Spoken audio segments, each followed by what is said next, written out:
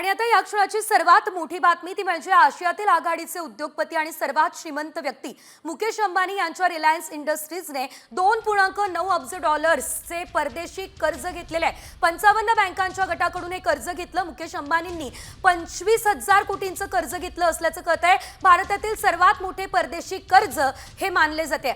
या संदर्भात आपल्यासोबत बातचीत करण्यासाठी मुख्य संपादक निलेश खरे सर जोडले गेलेले आहेत। सर, आपण बघतोय भारतातलं सर्वात मोठं परदेशी कर्ज हे याला म्हटलं जातंय, काय कारण असू शकतं, या संदर्भात काय माहिती? मुख्यतः भारतामध्ये एका कंपनीनं इतक्या मोठ्या प्रमाणावर कर्ज उचलण्याची ही पहिलीच वेळ आहे। मुळात कर्ज मिळतं तर तुमच्या क्रेडिट स्कोअरवर।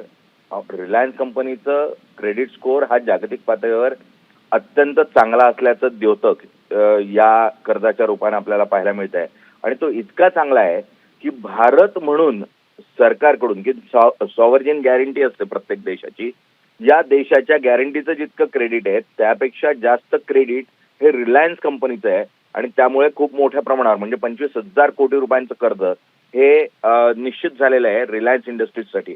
मुख्यतः 25,000 कोटी रुपयांचं कर्ज घेतल्यानंतर रिलायन्स इंडस्ट्रीज काही नव्या कंपन्या लावणार आहे का, त्यातून नवीन उद्योग उभे राहणार आहेत का, ही प्रत्येकाला एक अपेक्षा असते किंवा त्या संदर्भातली उत्सुकता असते।